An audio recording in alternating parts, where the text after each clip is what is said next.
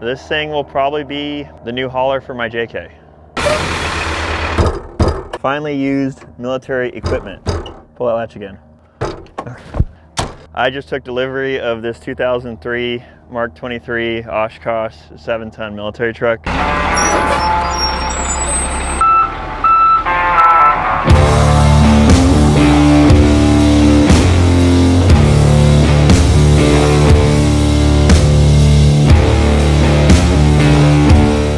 I bought this back in November at a military auction.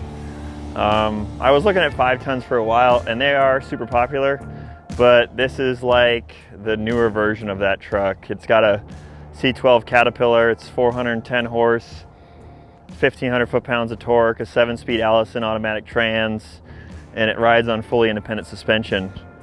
It definitely needs some love. It came straight out of the auction yard, and the whole inside is coated with dust, and the cab has been disassembled from the last time it was transported. The cabs actually on these fold down so that they can shove them into a plane. The upper half of the cab actually pops off and will fold down.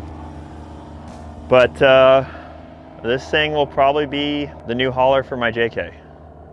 The bed sides fold down and it's a full width. My JK should fit on there lengthwise with about 8 to 10 inches to spare. But, I mean, for the price that this was at auction, it's kind of hard to beat. And we'll be able to do a lot more stuff with it. First, it'll need a thorough cleaning. Probably batteries, because we have these 2 Optimas we kind of rigged in here. It takes 4 AGM batteries, but it does start with 2 if you hook it up correctly.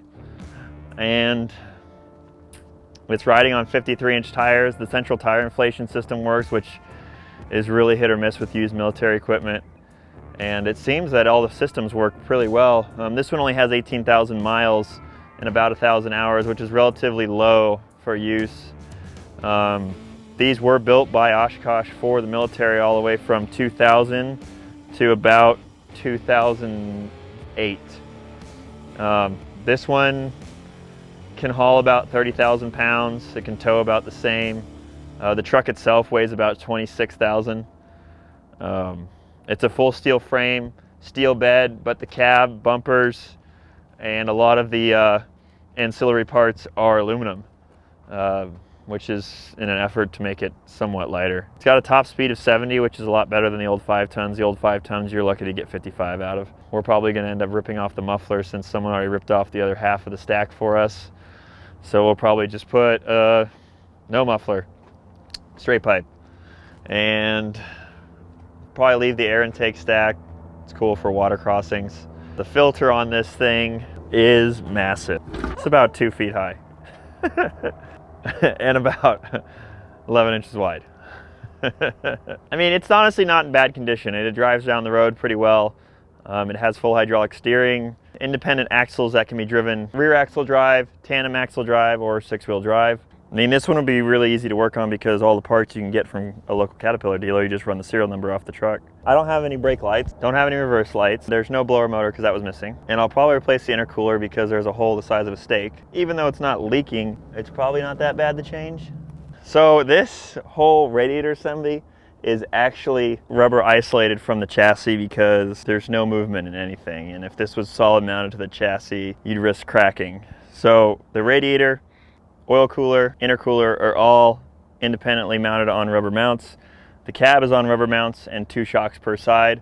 The bed is solid mounted. We might take it to Easter Jeep Safari this year, depending on how much time we have to work on it between the projects that are coming through the shop.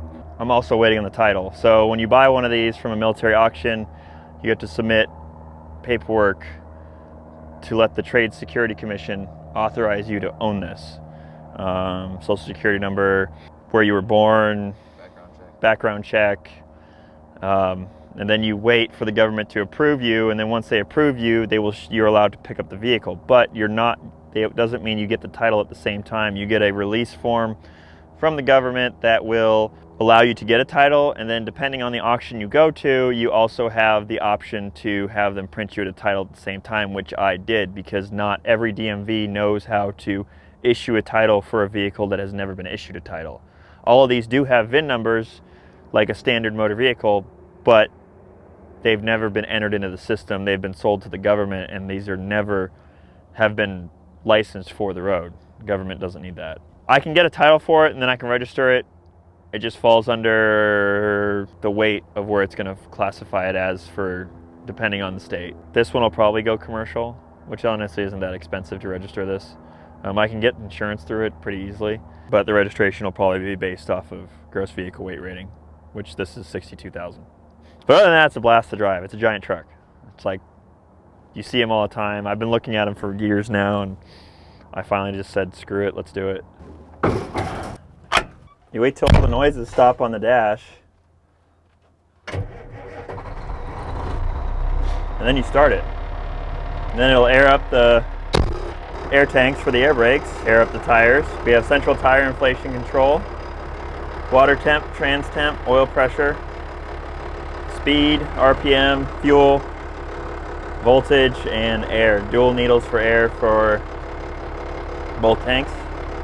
And then transmission controller, engine brake, engine high idle switch. This is where you disconnect. So you can go rear axles tagged, front axles tagged, all axles locked. It's all done by air as well. The entire shifting system is run by air. Trailer supply, and then brakes. Probably do like 70. Got ABS even. Yeah, the truck's 12 feet tall. Top of the cab is 12 feet.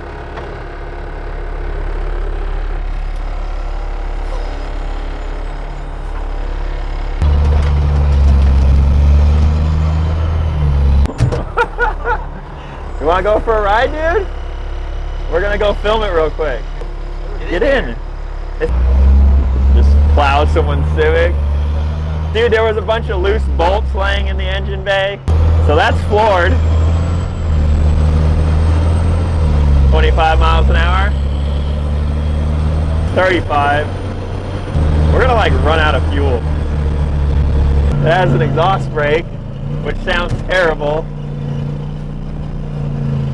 No, the suspension actually makes a huge difference. But I mean, my seat's air, so you guys are screwed.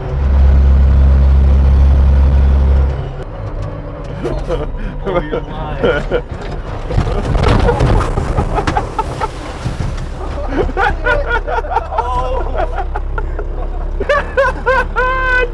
Damn. That's so worth it. Where'd he go?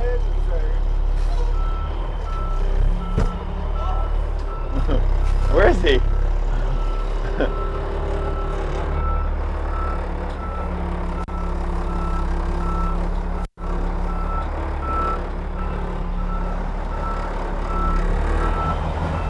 Oh man.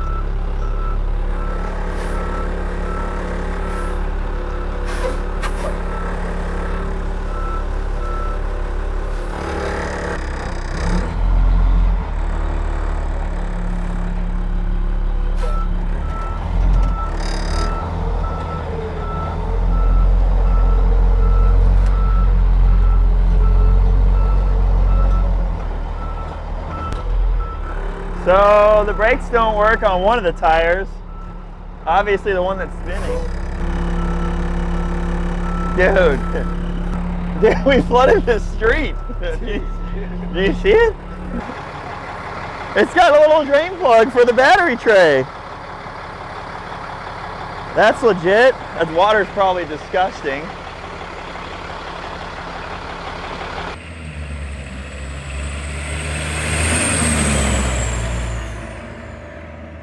Left rear brakes don't work. What's this guy doing? Yeah, we're coming up to our stop.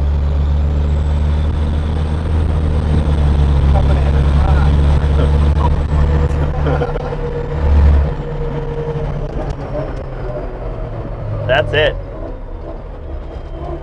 Oh. You can smell it, dude. You smell that? That is brake rotor. I think we should drive it over a car. I don't know, there's still some things that it needs before it can be street legal. But like, it's really easy to just drive over like this curb. It's actually in great condition. The seatbelt, not so much. It's great, buy one. You'll love it. You'll love owning one of these. It's just so well, it's really well built. It's great on fuel.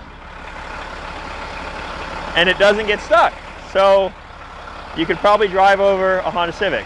The hose is broken on the brake cylinder. Little crack off right here. That controls the lever that pushes the brakes since they're air, and that's broken. But it does need a whole list of stuff. All the fluid needs to be changed in the hubs. The diffs need to be changed for it to be really roadworthy. All the filters need to be, because it was probably serviced well in the military, but just by how long it's been sitting, who knows? I mean, the tires are from 2010. I have 3 more of them. It's a rabbit hole once you buy one. Dude, you get another one. It'd be 2. It does move pretty good, huh?